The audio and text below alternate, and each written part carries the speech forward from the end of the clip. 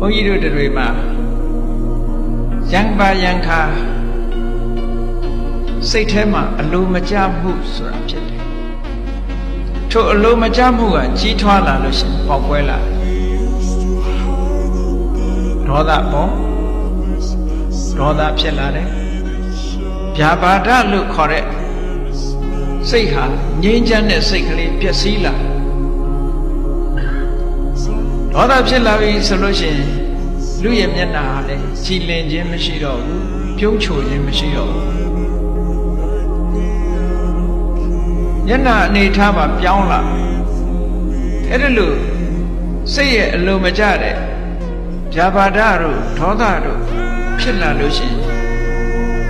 ထိုဒေါသကိုထွက်ပေါက်ရှာတာတချို့ကဘာတော့ကိုမကျေနပ်တဲ့ဟာတခြားနဲ့အစားထိုးသို့မဟုတ်မကျေနပ်တဲ့လူကိုတခုခုနဲ့အနိုင်ယူလိုက်တယ်အဲ့ဒီအနိုင်ယူလိုက်တာထွက်ပေါက်မဟုတ်ဘူး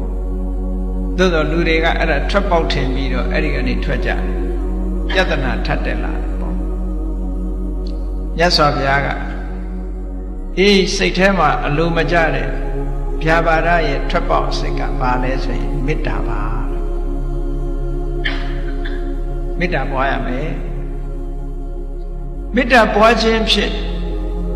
ဗျာပါဒရဲ့ထွက်ပေါက်ကိုရရှိနိုင်တယ်ဒါမှန်ကန်တဲ့နည်းစနစ်ပဲလောကကြီးမှာမြတ်စွာဘုရားကဟောထားတယ်ယံကိုယံလင်းမတုံလင်းနဲ့ယံကိုယံနဲ့တုတ်လို့ရှိရင်ဘယ်တော့မှမငြိမ့်ဘူးတဲ့ဥပမာပေးထားတယ်မစင်ညစ်ကြေးတွေပေးနေတဲ့နေရာကိုရေနဲ့သာဆေးလို့ရတယ်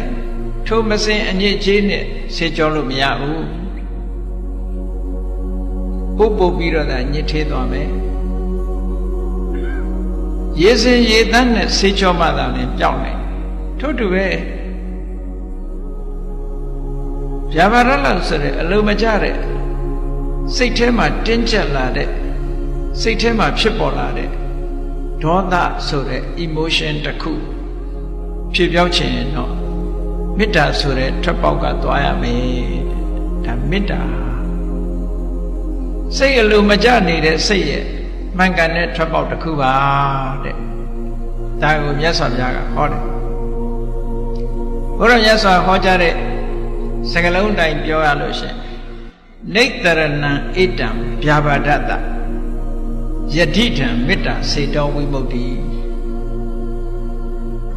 စိတ်ရဲ့လွတ်မြောက်မှုလို့ဆိုတဲ့မေတ္တာဟာ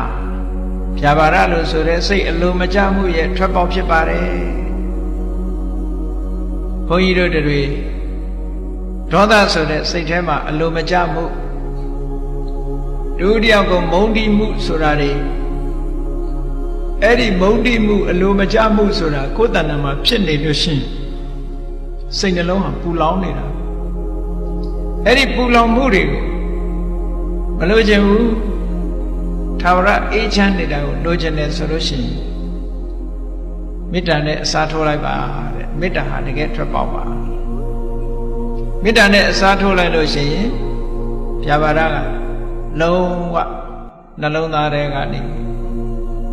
ယက်တည်နိုင်စွာမရှိတော့ဘူးတဲ့ဒါကြောင့်မို့ဒီနည်းစနစ်ဟာအမတန်မှလွန်ခဲ့တဲ့နှစ်ပေါင်း2500ကမြတ်စွာဘုရားကဟောထားခဲ့တဲ့လက်တွေ့ကျင့်သုံးရမယ့်နည်းစနစ်တစ်ခုဖြစ်ပါတယ်